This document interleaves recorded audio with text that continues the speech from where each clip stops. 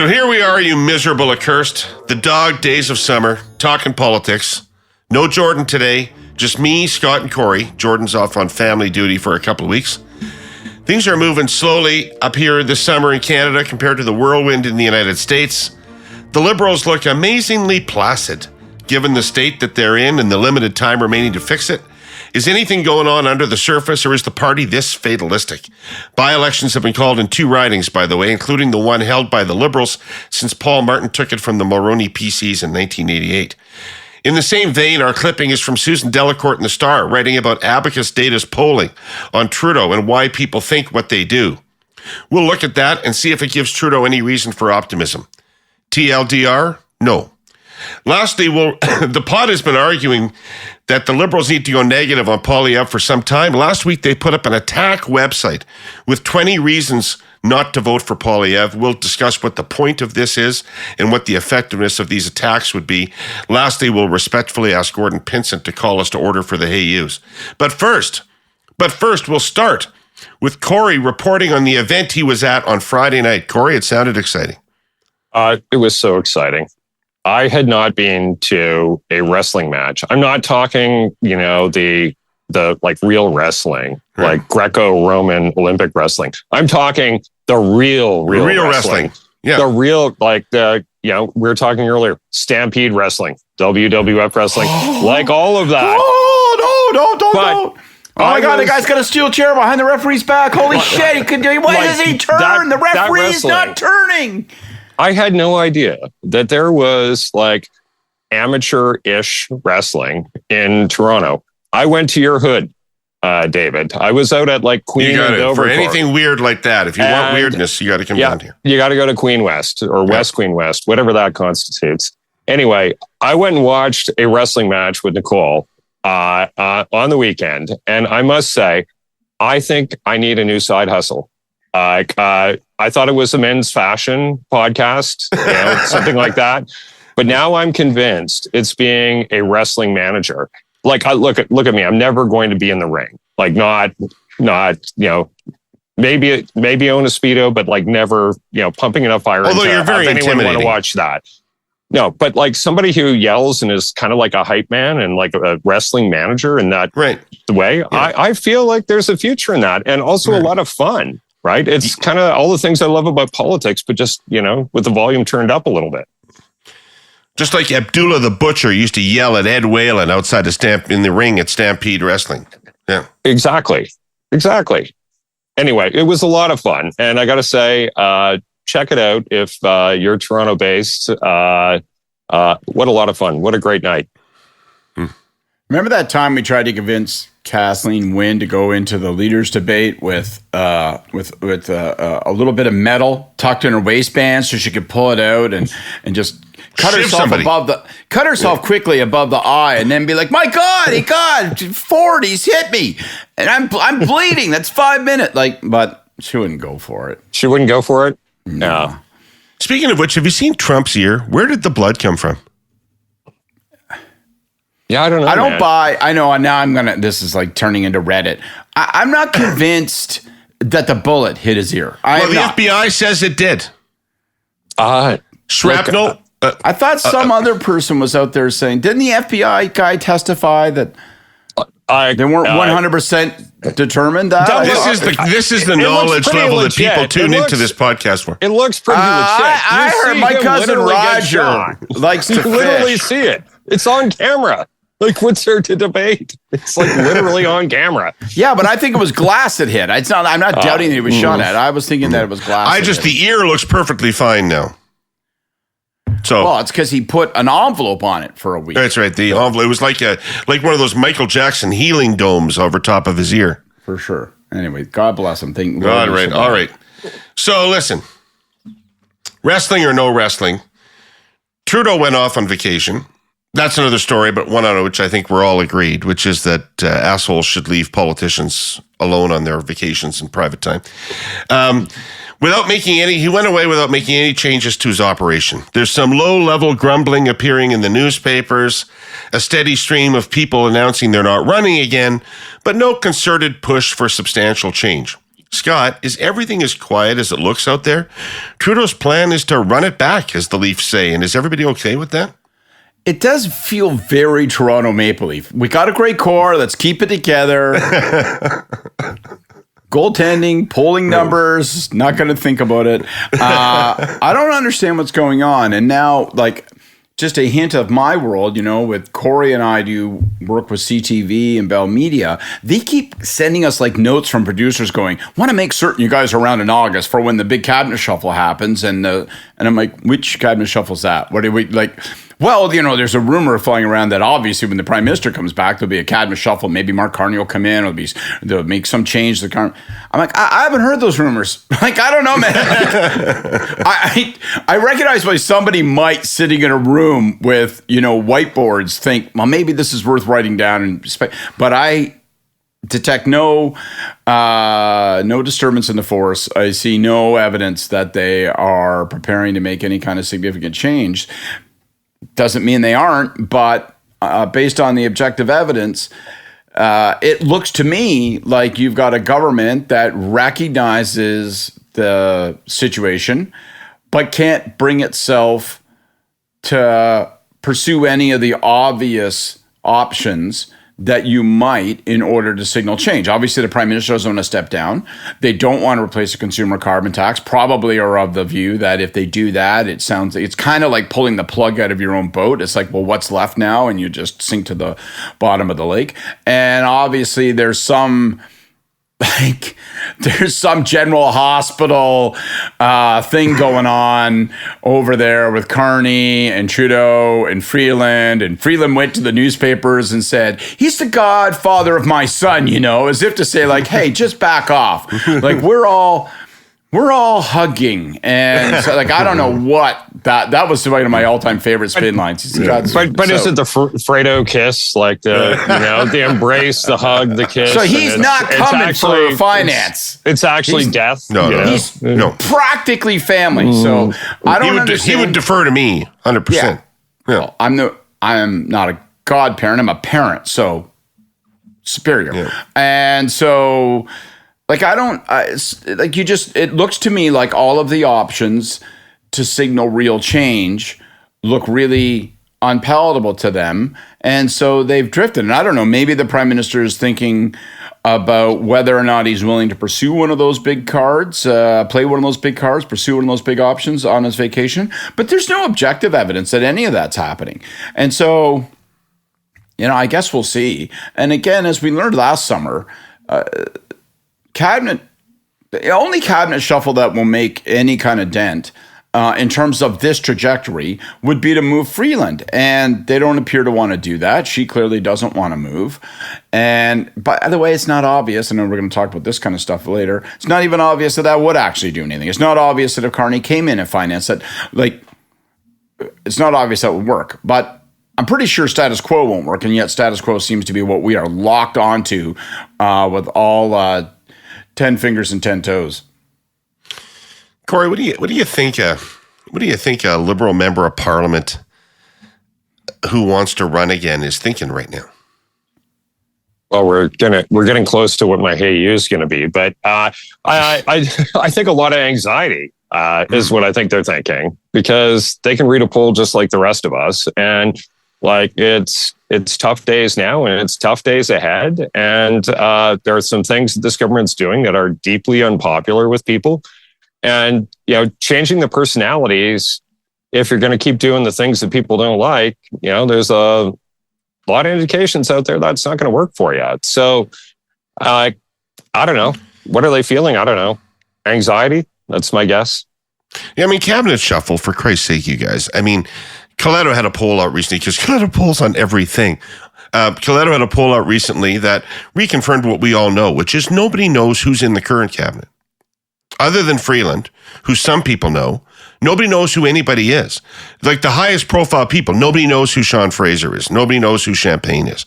So shuffling them would make obviously, evidently no difference. Why would you even be thinking about that as a construct? Can I just clarify which poll you're talking about? Because Coletto had a couple. Is it the provincial poll where Ford is 18 points up and where Bonnie Crombie is 4 points less popular than Trudeau in Ontario? Is it that one or is it the other one? I chose to look at that and say that Bonnie Crombie was 7 points ahead of the NDP and that the NDP had fallen below 20, which I took to be encouraging. Okay. We'll fight one fight at a time, Kory. I just had to get that in. Sorry. Yeah. So seriously, cabinet shuffle, schmuffle, it doesn't matter. No. Well, look, you have to know who's in cabinet to have a shuffle matter, and not of surprise that most people don't know who's in cabinet. It has ever been thus. Like in most governments, regular folks who will vote and who don't follow politics as closely as we do can name 2 or 3 people in cabinet. Like that's just reality. And right. So, changing, the associate minister of agriculture, unless you're in his family or her family, right. Probably doesn't really bend the curve. Okay, so let's explore the counterfactual for a second. So let's assume that they are pursuing a strategy, or at least they're packaging up inaction as a strategy. So I think their logic would be this. One, all of the potential changes will run the gamut of being ineffectual or harmful. So we're not attracted to those. PM doesn't want to leave, so that isn't a place there, or if he is going to leave, that's a last resort option. He's not prepared to go last resort right now. So then you say, all right, so you don't do that. So then what do? Well, you now see probably you're going to get a third interest rate cut at least this year. So you hope that time helps heal some of the economic dislocation. It's not obvious that that's true, but that's thing number one. Thing number two, they wait to see if the U.S. election alters the playing field, that it causes people to re-examine politics through a new lens. Again, that's a hope, not a strategy, but they sort of look at it and say, well, ironically, they need Trump to win. Well, ironically, they do need Trump to win, and I have heard people say this, or the energy that comes from Harris and her winning causes people to re-examine it. Anyway, it is literally all just like it's a masturbatory left of center fantasy. Yeah. But there's, U.S. election shakes things up. That's another thing. So interest rates start to fall. U.S. election shakes things up. And then, in the meantime, they market more aggressively what they think is the undervalued agenda items that they have. So you see them out this summer trying to shop National Food Program, as an example, thinking then that resonates. In particular, they are convinced that the way back is to draw in some of the younger voters. They get some of those younger voters, then they're back in the round. So that appears to be a lot of those programs are popular, but beside the point. I hear you. I'm just trying to walk through like what they're like.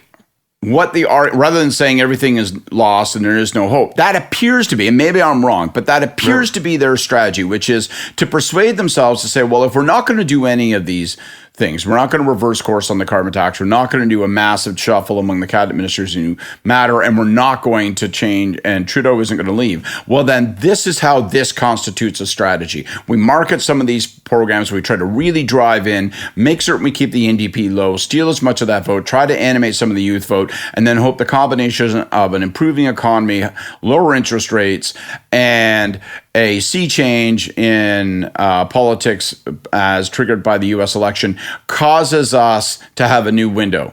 But it is hope. Like, I don't see, if that's a strategy, I don't see what the strategy is, because none of it depends on things you do. It's just things you hope for. Look, the reason why the cabinet shuffle stuff gets more play than it should is because of who's talking to the media about that. And just throw out, I know this is your job, David, not mine, but throw out a question to you guys. Have you ever met a backbencher, no matter how well or poorly a government's doing, who doesn't think the government would be doing a lot better if they had a junior cabinet portfolio? Like every backbencher in the history of politics has felt that way. Yeah. And so, like there is no evidence that cabinet shuffles in the way that are being contemplated and talked about right now, meaning absent major policy change and refocusing of priorities, et cetera. makes a lick of difference for all the reasons that we've talked about a bunch of times. Nobody knows who these people are, but do you know who's that narrative is really popular with? Backbenchers. Everyone who's not in cabinet wants to be in cabinet, and everyone thinks the government would be doing a hell of a lot better, no matter which government it is and where they are in the polls, if only it were blessed with their presence around that table. But the best example of how bullshit that is, Kory, is Sean Fraser. So Sean Fraser gets put into housing. He has done, I'm just going to say in my opinion, as well as a minister can do in that portfolio. I agree. He took the existing policies and put a sharper edge on them and started using them. He gave himself some existing tools, some new tools. He went out, he sold it, he made 1 million announcements. He was on top of it. At the end of the day, nobody knows who Sean Fraser is. The Liberals have no cred on housing, and the government's political position has not changed one iota. Yeah. Yeah, and you know where this trajectory takes you to a couple of danger places, right? Because this drift does bring a rocky shore to within sight. And so where this becomes all this bullshit in the newspapers, front page of the Globe and stuff aside, or maybe in invoking all that front page stuff, where this starts to come, as ineffective as a cabinet shuffle might be, it starts to place Freeland in jeopardy. Because in the absence of being able to come up with anything else to do, people bitch about the economic management, they bitch about the minister, and then they talk openly about the possibility of her departing. And then that starts to feel like it might be the only door out of this room for PMO, at least to get through this period to get a news. So there's danger in all of this inaction for Freeland. It increases jeopardy for her. Secondly, it inevitably increases jeopardy for the prime minister, because if you don't do anything, the inevitable consequence is you limp to Christmas, and you have had a U.S. election, and it hasn't altered the landscape. And then you're left with, well, I guess the only thing to do is to leave. And they're not playing any cards. They're not saying, well, fuck it, man, let's throw something else against the wall. It's just waiting until their options are so few that they really, really, really result in kind of an inevitability. And then you're just going out with a whimper, not a bang. Well, you're forgetting the one other thing that they for sure promised to do, which is to increase the carbon tax yet again next April. And I'm sure that will be the moment that turns it all around, just in the opposite direction they think. That will be something to see them pass that day again. The summer of fascinating and very useful tech continues, Hurly-Burleyites. This next subject qualifies on both measures. I'm going to do my prairie boy best to talk quantum computing here, both what it can be for Canada and what it means for our presenting sponsor, TELUS. Here we go. Pray for me. Basically, it's computing at warp speed, leveraging the mind-bending principles of quantum physics to solve problems too complex for regular computers, and doing it in a fraction of the time. I'll spare you the deeper stuff about multiple state qubits and parallel calculations. It's so important to Canada and our future that the feds have put a $360 million strategy in place, including $45 million to develop and attract top talent. We're already punching above our weight. Canada is only 0.5% of the global population, but we have 5% of the world's quantum talent. The potential benefits are enormous. Far more complex algorithms and problem-solving capability, vastly improving network traffic and performance. It can analyze huge amounts of data at lightning speeds, giving us deeper insights, improving AI models, and ultimately creating a more personalized customer experience.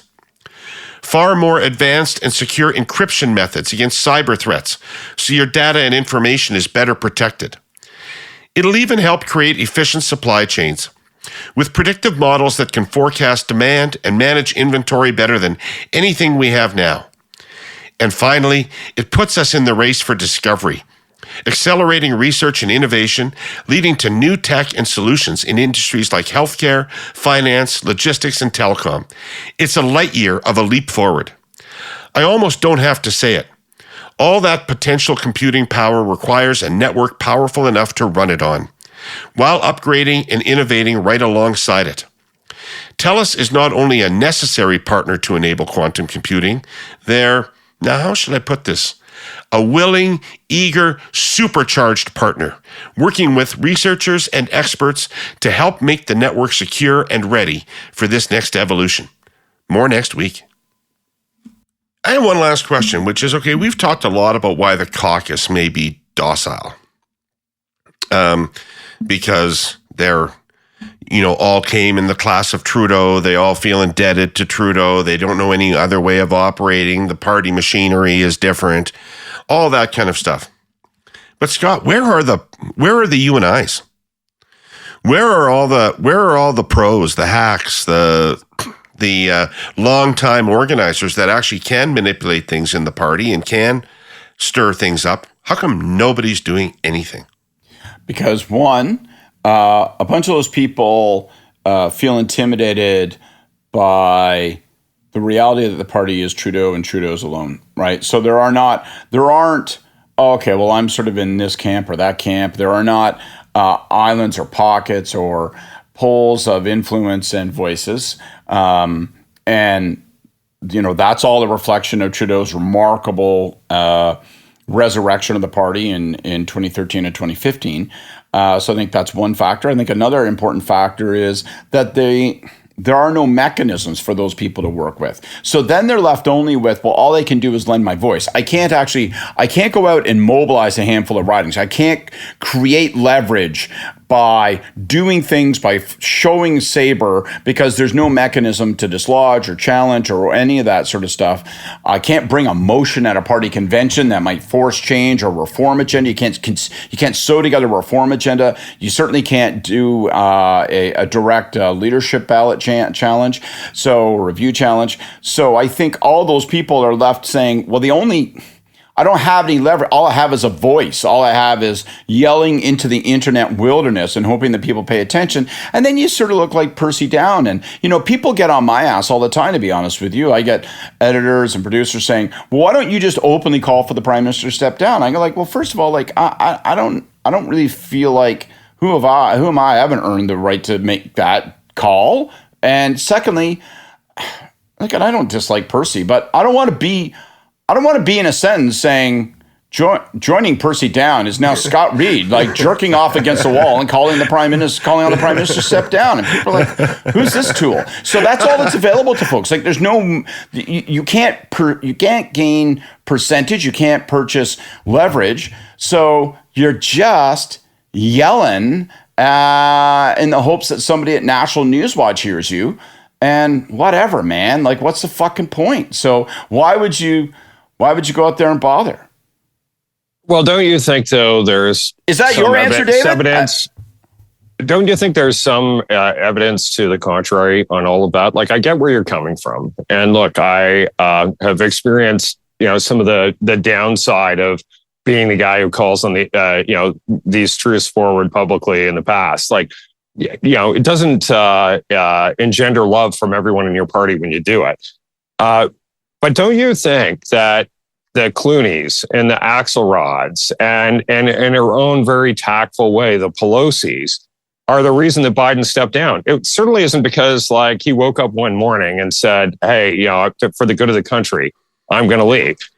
Sounds like it was Pelosi. Sounds like it was fundamentally Pelosi. Well, but, Pelosi, the most tactful in doing that, but like, oh man, you'd never want to be on her bad side. Like, I've never seen a more. But she did have a hammer. Apparently, she said to him, "You've got like a few more days to do this your way, or I'm going to blow you to smithereens next week." Yeah. And but sure. But like those voices, like look, I've got a lot of admiration for David Axelrod. Reading like some of the things that he put out between the debate and when Biden stepped down, I would describe as brave, and I think impactful. And so I do think it actually matters. I do think it matters. Right. Well, Kory, I just want to close with this. A lot of MPs in the caucus are probably looking at the polling data and saying, well, that looks bad for the government, but I'm extraordinarily popular in my riding, so I'm likely to hang on. And be okay. Do you have any words of wisdom for those people? Find some money and do a poll and see what your name recognition is. And I bet you it ain't as high as you think. Right.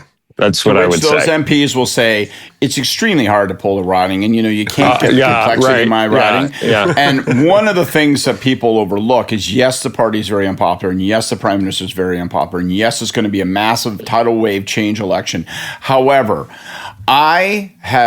there traditionally has been a division in the Filipino community in my riding, and I've actually brought those divisions together. I have the whole of the Filipino community, its leadership now united behind me. They say stuff like that, and you're like, holy fuck, man, right? Krypton is going to explode, right? Your only hope is to package your one son onto a rocket and send him to a yellow sun solar system where he will grow up with powers and it will hopefully be shaped by the clean values of a Midwestern family. Other than that, it's curtains.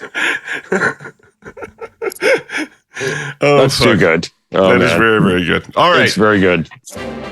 Susan Delacourt has a piece in the Star, and she's been working with David Coletto, and it's about Trudeau's unpopularity, and they're trying to figure out why he's unpopular. And it's an interesting question because people often don't have a way of articulating this. Kory, I'll tell you, in the years leading up to 2018, the number of people that would feel comfortable coming up to me at social events and saying, I don't like Kathleen Wynne.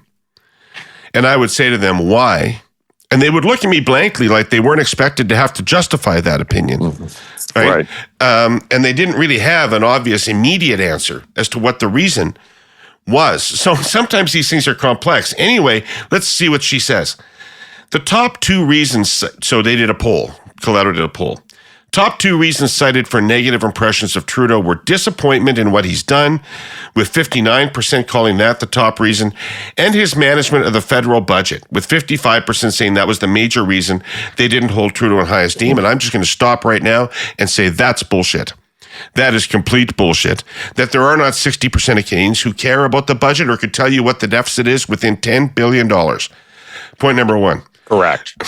I think the biggest takeaway is that this may not be as personal as we assume, Coletto said. The main reasons people are unhappy with Trudeau are the ones that are hurting incumbents everywhere. More than 8 years in office, plus tough economic conditions equals a desire for change.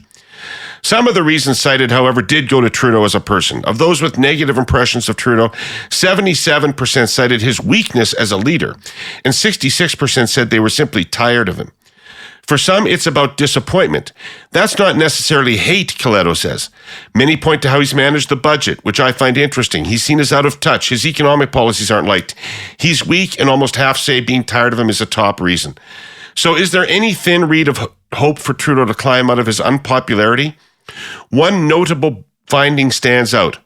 Among voters who told Abacus they might consider abandoning the party they currently support to cast a ballot for the Liberals, which is about 7% of the population, was there any scenario in which they would vote for a Trudeau-led Liberal Party? The number one reason cited was Pierre Poilievre and the Conservatives doing something that makes people really uncomfortable with the prospect of them in government. These are, in fact, where Liberal hopes are pinned right now, that once things improve economically and people get a closer look at Poilievre, they'll drift back to Trudeau's team. Incidentally, only 10% of this crowd said a Donald Trump victory might influence them to take another look at Trudeau. So, Kory, planning a campaign, where does that data take you? Well, to a different conclusion than I think David and Susan came to. Like, when I looked at those numbers, I thought the top line is, it's totally about Trudeau. Yeah. Like when you have 2/3 of people basically saying, I just don't like you. Like that's 2/3 of people. And that strikes me as like the number is probably higher, in the same way that like when we test on things like recycling or my favorite was, when I was in my Sun News days, you ask people about like how they consume news. Like if it were true, everyone's, either on the road from the library to the documentary film festival or going the other direction. But like it has no bearing to how people actually consume media. Right. In the same way that recycling is not what everyone's getting up every morning and doing. There's like good answers that, make you sound smarter than you are and more well-intentioned than you are. And so, people won't say the hard truths on some of these things if you just present them in polling. But they kind of, get there anyway. And, it's not about the budget. I completely agree with you. You'd have to know what's in the budget for that to be true. And nobody does. Like, we just don't like you anymore. Like, we don't like you for a bunch of different reasons. Some are fair, some are maybe not fair. It's an overall impression. It's, voter fatigue. It's a whole bunch of things. But yeah, it is deeply personal. It is deeply personal. And I actually think the numbers bear out that it's deeply personal. So, Scott, Susan outlines your strategy as you portrayed it earlier, right? Economy gets better. Trump wins. Poilievre does something stupid. Bob's your uncle. Is Bob your uncle? It is, yeah. No. And then, I think Uncle Steve comes in and says, no, there's no Bob around here. Bad news. I just don't think, again, I come back to it, and it's the most obvious point, and Jesus Christ, it feels repetitive because there isn't a lot that's happened in the last 3-4 weeks, which is fundamentally the point, right? They've done nothing. But this isn't a strategy, right? The economy will improve. There'll be an election in the United States, and Pierre Poilievre will do something that people don't like. It's and not we are perfectly positioned to take advantage of all of those things right now. We don't need to change anything because we have worked our way into a position now that when these three things happen, we're golden. Holy smokes, it's going to be dunk on an 8-foot rim, right? Where it's over. And we're like, we were here all along. Great news. How do you like me now? So my number one takeaway from these numbers are like, if I was honestly looking at it, if I was working for Trudeau, it would be like, tell the switchboard not put his call through for an hour, because I would be like, now it's a good time to start smoking. Like now, like there's these numbers are when the wrong day to quit sniffing glue. Yeah, it is your story though, David, right? To marry what you said earlier with what Kory just observed. It's your story where when people say, I don't even have a reason. I'm just making some ill-defined, broad, generic judgment. Well, it doesn't leave you with a lot to grip and to turn around like this. So it's people have just gotten there. Now, I'm curious about why that's happening. Are we going to find that that's happening increasingly? Will we find that disaffection for politics, cynicism, all of that's going to take us to a place where increasingly this becomes the fate of all politicians who stick around for more than 6 years? So that's an interesting academic question. We'll see. But the bottom line is these numbers are deeply disturbing if you're Trudeau, because it doesn't offer you an obvious and visible path to becoming competitive again. It doesn't say, here's something you could do that would be universally and uniformly admirable, that would remind voters of what they loved in 2015 and would stir people back to that. Secondly, even the observations about Poilievre, one of the things that's most dispiriting and most damning about the way the Liberals have played their cards this past year and a half is that the smallness of those numbers that might be affected by something negative about Pierre Poilievre, it really tells you that Poilievre has had success in defining himself as relatively positive. And now that can change, but the Liberals are not doing anything, and I know we're going to talk about something in a minute, a tactic. They're not doing anything to make that happen. Poilievre is not going out as maybe getting a little bit big for his britches, but they're not stupid. Jenny's smart, and they're not going to do they're not going to blow themselves up, and they for sure are not going to write a long platform with a 2-paragraph passage on gun control that says, here, use this to kick us in the balls in the third week of the campaign until we bleed from the ears. That's not going to happen. So, I don't have a lot of smart things to say. I think these numbers are demoralizing, and it's like 1,000 pounds of shale rock. Hey, remember Grand Funk Railroad? Homer Simpson's favorite garage rock guys? You know, we're an American band. No? Well, they were a thing in, say, the early 70s. Anyway, I thought of them because I was reading a little railway history. 172 years ago, the government decided it wanted a railroad between Montreal and Toronto. It was called Grand Trunk Railway, and it was the most important early building block of our sponsor, CN.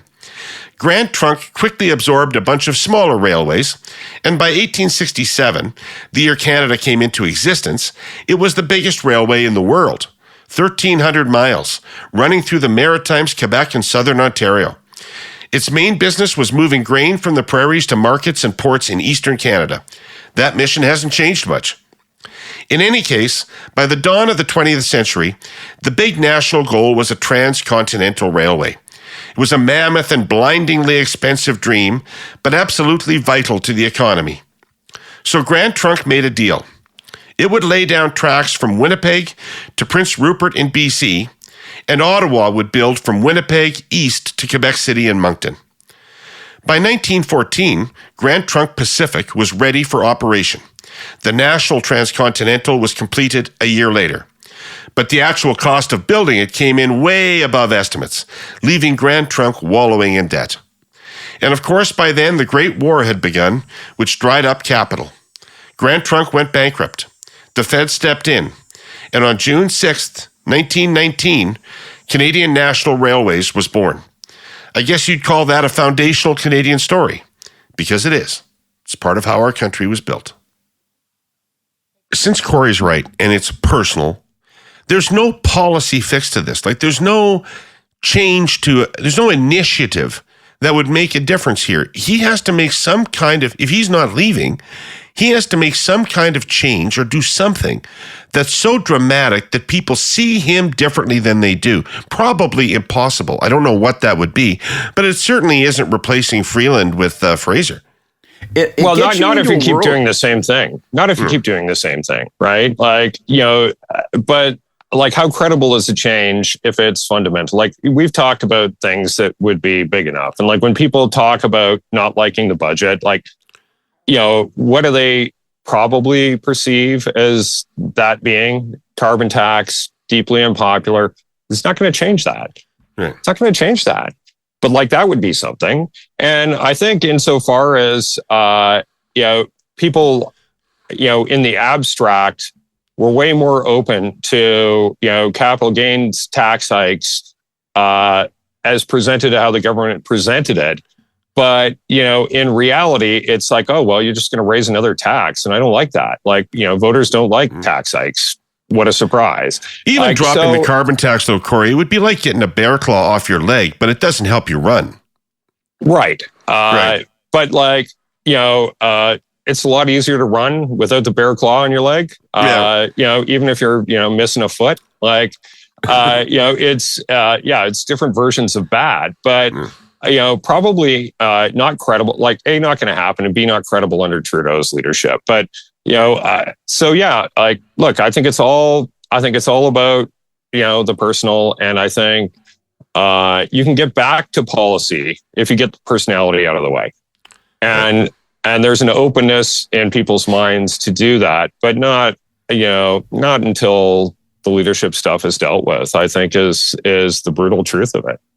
But because it's so personal, the assessment, and therefore the resistance to returning to cast a ballot for the Liberals, it takes your mind to weird places. Like, you literally, like, he'd have to, like, there'd have to be some spontaneous, like, he'd have to rescue people from a burning building. I sound like I'm joking, but I'm not. Like, I mean, literally, like, he'd have to do something that would cause people to go, holy shit, man. Like, wow. Wow. Or he'd have to have some, like, startling, offensive external threat present itself that he, kind of heroically stands up against. I mean, like, you literally have to start to think of, like, Hollywood blockbuster type scenarios. And the other world where you take this and you go, okay, so what if he does the full chew? What if he stands up in front of a microphone and says, I'm going to go to 12 cities in 12 weeks. I'm going to have small, intimate town halls, roundtable discussions with people.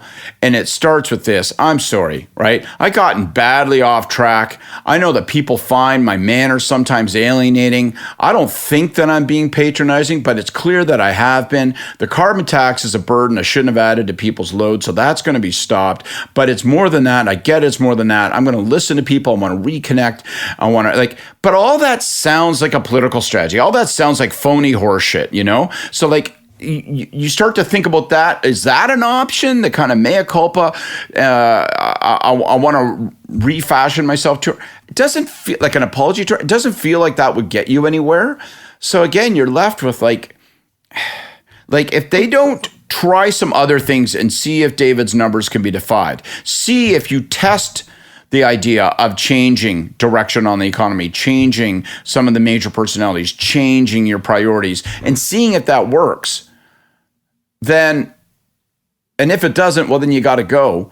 Then all you're going to leave yourself is drift until you got to go. And maybe Nancy Pelosi isn't standing there, with a cannon, but it's kind of narratively the same thing. It means you're just drifting until there's no choice but to depart. Of course, the irony is that he got elected on personal appeal, and now he will lose on personal appeal. It wasn't policy that drove him into the office in the first place. It was the refreshing change he represented from Harper. Mulcair looked as mean as Harper and probably less fun. And Trudeau looked like a completely different guy. And I remember, I don't know what the Harper people were hearing in their focus groups in the years leading up to 2015, but I heard the voters we were talking to, the potential Liberal voters we were talking to, were fucking protective of Trudeau. They wanted Trudeau to be successful. They hoped he would be good. They didn't know if he would be, but they wanted him to be. It was such a personal thing. And now it is such a personal thing.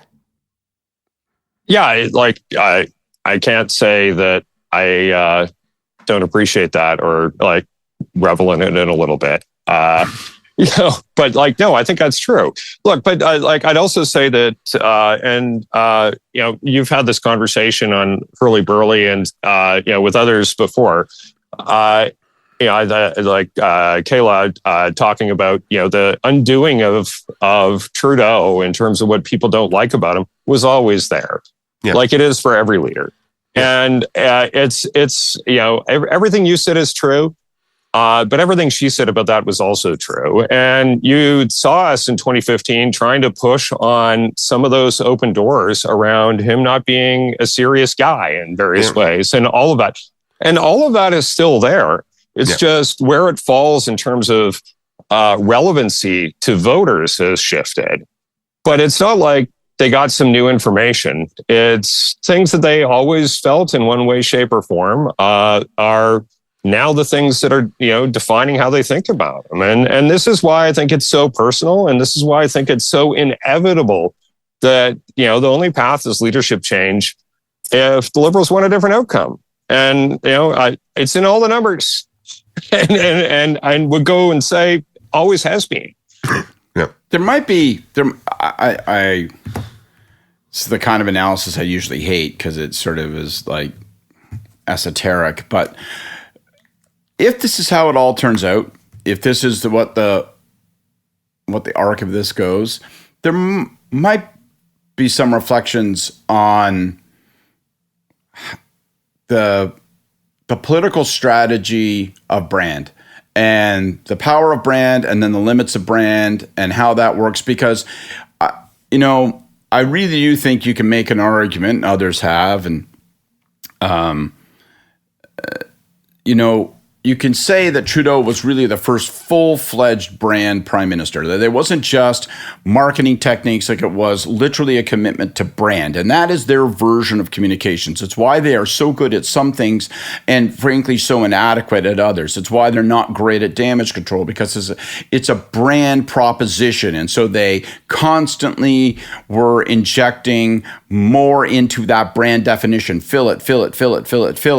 And the problem, of course, is that we've seen in history when brands are hot, man, they fucking blaze. But when they cool, they can be very, very, very difficult It can be very, very difficult to resurrect them. And then when people turn on a brand for all those ephemeral reasons, at some point people just shrug their shoulders and go, tab, I don't know. It's not cool anymore. Don't like it. How come? Don't know. Does the drink still taste good? I don't know. I don't know. I don't know. Don't like it. Don't want it. Take it off the shelves. But, and that's probably a deeply superficial analysis, if you will, but there could be a caution there. Look, I don't think so, buddy. Like, if we pull the lens back a little bit, and I know we've talked about this maybe more off air than on air about it, but one of I think the worst things over time that you could say about Trudeau and brand and legacy for the Liberal Party is walking away from the party brand and the concept of the Liberal Party being the party of the flag, the party of patriotism. Like, I think that was the defining feature of the Liberal brand that gave it such permanent resiliency and which won it, 2 out of 3 elections for 100 years. And I think wrapping the brand around a cult of personality, burn brighter, and as that can do for all the reasons that you just articulated, Scott, I think very accurately, but at the expense of the party brand, which I think has always been, the core Trump cards in the hand of the Liberals every election campaign.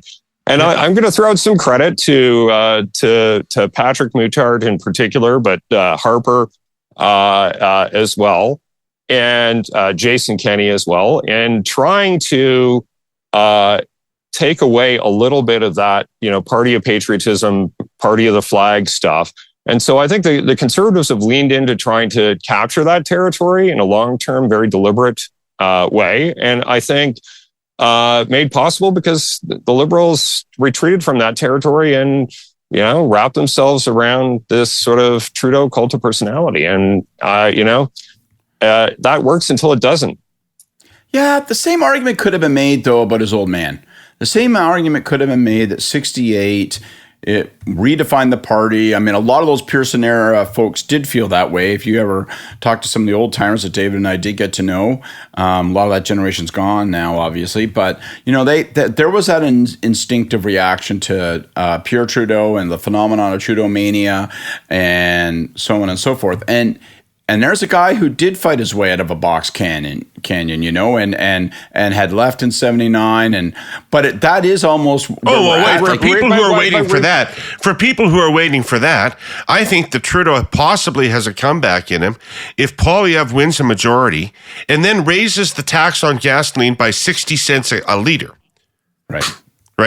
And if he does that, then I think his government will be defeated in the House and Trudeau can come back. And the threat of separation in the background. But like the 68 Trudeau, cult of personality for sure. But by the time you get, to the repatriation of the Constitution and, the Charter of Rights and all of that, I think he had flipped it back towards what I think, that larger Liberal brand is, which is about, the party of the flag. And like the party of the flag stuff, I think is so powerful. I think it gives you, such constant lift. Well, the iconography that the Pierre Trudeau government were the best at that, right? Yeah. Chrétien inherited the sentiment, but the Trudeau government were the best at that. And listen to what John Turner's appeal was in the election campaign, built around all that around free trade, built around all that positioning that you're talking about. And I guess, Scott, where maybe Kory's disagreeing with you that I would have a point of view about is that, and we have agreed on this in the past, that the party has no independent brand from Trudeau. And it did back then, in the sense that Pierre Trudeau was powerful and as much of a change agent as he was, inherited a robust party, a robust caucus full of a bunch of people, right, who formed the core of his government. He didn't bring them in. He didn't invent them. They existed. They had a pre-existing understanding of liberalism and the party, etc. So it's very different. That's why I think, I don't want to overstate it because I don't want to make it sound like it's been 9 years of utter hollowness. I think that's a very deeply unfair characterization of Trudeau's time in office. But I do think this arc of brand politics, its benefits and its liabilities and its limitations, I think is part and parcel of this analysis, probably. Well, but like insofar as Trudeau has tried to push that narrative, I think it's on issues where he's way out over his skis compared to the public. And like, I think that was probably less true of Trudeau Sr. But like, some of the woke agenda stuff rubs people the wrong way. And as much as, you'll get a consensus in, media circles or in elite circles around, whether you have to tell somebody's parents that your kids change their pronouns, it's like the public is in a very different place. And it's like 98% of the public in a very different place.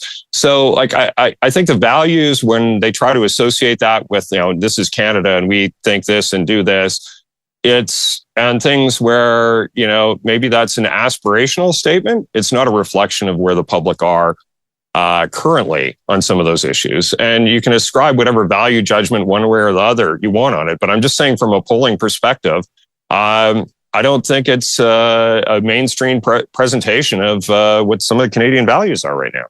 Well, that's a good segue to our final segment of the show. The Liberals have an attack website, pierresrecord.ca.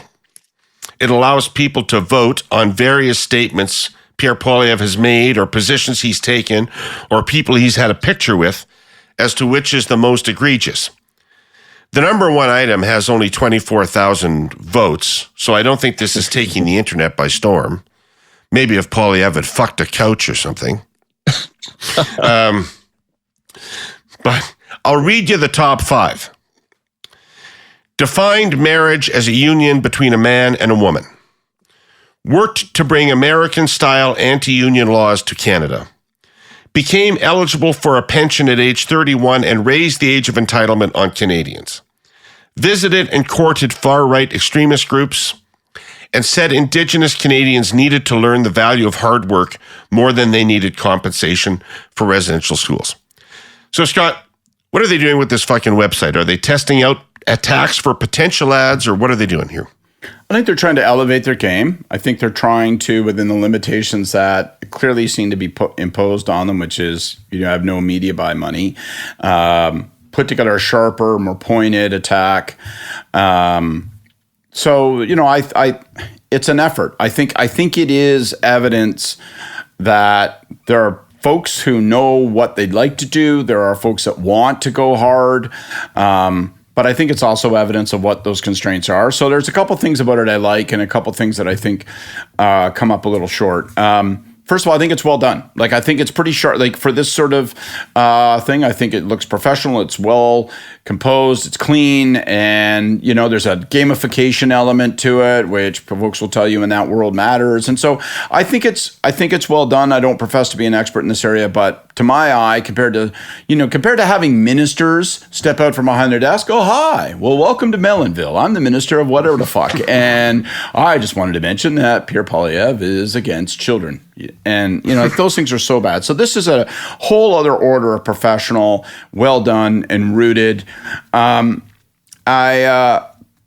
So I like all that, and I like that it's negative. I like that it's unabashedly negative. I like that it's like, hey, do you think this is terrible? Well, how about this? Here's another terrible. Here's another terrible. Here's another terrible. What do I not like about it? Well, I don't like the fact that it isn't supported with a media buy and that we don't have a crisp 27-second commercial that's just beating the living piss out of people during the hockey playoffs and the Olympic Games. And that's really targeted toward women voters over the old age of 50 who might be able to be recaptured. So I don't like that. That's my traditional bitch. The second thing I don't like about it is I still think, and your question hints at this, I still think it's unclear exactly what the core takeaway is they want. What is the essential critique after a year and a half of this guy? What is it that Liberals want you to know about Pierre Poilievre that they believe might alter your thing? Is it that he's a Reagan-era kind of went to school with a briefcase and wingtips in grade 7? this small state guy? Is it that he's a hypocrite? Is it that, he'll say anything? We've seen a mix of those, and some of them bleed through on that. So, I mean, in some, it looks like maybe the core takeaway is he's told you what he's going to be. He's told you who he is. But I don't, because of the format of it, it doesn't really crystallize that. And I still think they've got to settle upon a fundamental core narrative and critique on him. And in part, not having an advertising campaign means you don't force yourself into that creative brief. It means you don't force yourself into that level of 27-second discipline. And I think they need it. Kory, what do you think about it? Look, I think they need to sharpen their messaging and go more negative. I think that's like an obvious point that we've talked about a bunch of times. I think it's very scattershot. Like, they don't need 20 reasons. They need one or two good ones that people agree with and intuitively believe are true. And like, some of those things, I think they're pushing on closed doors. Like, given his background and, being raised in a household where, his father is gay, is it credible that he is like the anti-gay guy? Or is that like something you'd like to believe and like to push that is going to have a lot of trouble, selling? But I kind of feel like they tried to get to 20, and like getting to 20, it's like, all right, we've got, 4 or 5 good ones, and we're going to pile in a bunch of other shit. Some of which is, maybe sells around the office, but nowhere else. So like, I think, kind of where Scott is in terms of, it's some steps in the right direction, but it still feels unfocused to me. It still feels scattershot to me. And as boring as it is, we keep making the same point. Nobody sees any of this shit unless you're paying, and they're not paying. But I don't know that I would put money behind any of this. Like, of the 5 things I read to you, the top 5, I think only the pension thing has any legs to it. Like the marriage a union between a man and a woman. Well, I'm old enough to remember when everybody believed that in Canada. And when Poilievre said it, 70% of Canadians believed that. He doesn't believe it anymore. I don't believe it anymore. Paul Martin doesn't believe it anymore. We all did. Right. In fact, the Chrétien government produced a piece of legislation confirming that to be the case. Right. So it's not the strongest attack point, right? Indigenous Canadians need to learn the value of hard work more than they need compensation for residential schools. I've never polled on that because I'm afraid to know what the fucking answer is. I'm going to guess it's probably more popular than people would like to think, but right. Sure, like all of that, David. But the only other thing I would mention is, like, when you're trying to draw leadership contrast, your leader has to be more popular than the other guy, and you can do things to try to pull them down, but like, you actually want to find issues where that person is offside with the public, and where they're advocating something that the public feels aggrieved about. And, which is to your point around the pension stuff, but like probably where the best of those are. And I think it's for that reason. It's, if it's a comparison between these two men, Pierre wins, 9 times out of 10, and by a lot today. But you've got to try to draw a contrast between, your opponent's belief system and the things they want to do and where the public is. Probably, it's associating him with unpopular things. The one on union stuff, with union members, that's probably the right thing to push on. But good luck. He's well down that road, and sort of debasing what that attack's going to be. The only thing I guess I would say, and I. Probably part of this is just trying to generate some enthusiasm among a desperately unenthused base. And so you give them some of the greatest hits. I'm not sure that the audience is exclusively the swing voter out there who's looking for reasons to go one way or the other. Some of them is for for the fire-breathing base and try to make them feel heard and animated. But yeah, the point remains the same. It's ultimately they got to settle on a core critique, and it's that's your point is my point, which is I don't hear anything in here that a normal person would say, fuck, if that guy gets in an important way, my life is going to be worse. I'm going to be worse off financially. Something bad is going to happen to me if that guy wins. I don't see that in those. I don't see the fact that they didn't feel as he was running for the leadership, and it was apparent that he was going to steamroll to success, that they didn't feel a sense of urgency and opportunity at that moment to settle on that core narrative and then to do everything possible to pound it mercilessly into the minds of anybody interested in listening to anything about politics. It still confounds me and angers me. And this bullshit argument of when the book's written about that, that's got to be a chapter for sure. Like, well, people will pay attention to politics later, and that's when we'll show up with that. It just drives me absolutely bonkers. Absolutely. All right, guys, let's invite Gordon Pinson into this room. Ladies and gentlemen, please return to your seats. The Hey Yous are about to begin. Okay. Who's going first with their Hey You? Well, mine's first. You go, Scott. Right. Mine'll be quick. And you already hinted at it earlier with your couch joke. I just want to say, hey you, thank you so much, JD Vance. You've turned out to be such a tit. I hope you keep titting your way across the rest of this election. The childless cat ladies, the brutal Mountain Dew shtick where he thought he was connecting and being funny, and it was none of that. And then, I don't know, he's humping a Chesterfield. And the guy's just such a fucking phony, just such a hillbilly elegy horse shit.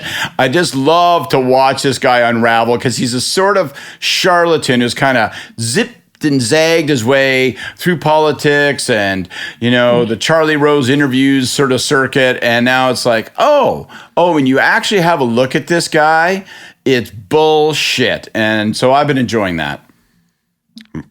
Excellent. Yes, it's been a lot of fun.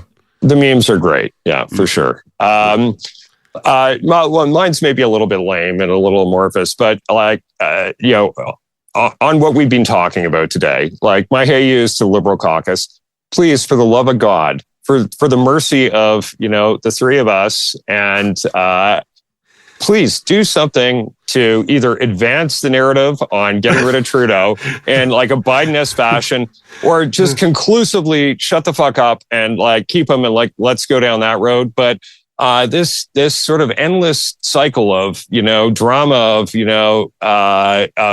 will we push him out or not? I don't know. It's getting a little old. I think. I don't know. We need better fodder, guys. No, we need new writers. This show needs new writers. It's really kind of dead ended right now. Yeah, it's got a definite season 5 vibe to it. Look, if it wasn't for all the drama in the U.S., it would be very difficult to do what we're doing here today. But no, it would be a slight summer. Yeah. Look, better writers. We need better writers. Come on, guys. No, I agree with both of you guys, and I'll just add, my hey you goes out to the people of Jasper and the surrounding communities. What an unbelievable tragedy that's happened to you, and I mean, the speed at which that fire came toward your town, I can't imagine what that felt like. And to the people in the surrounding communities who opened their doors to people who needed help, needed a place to stay, needed some shelter.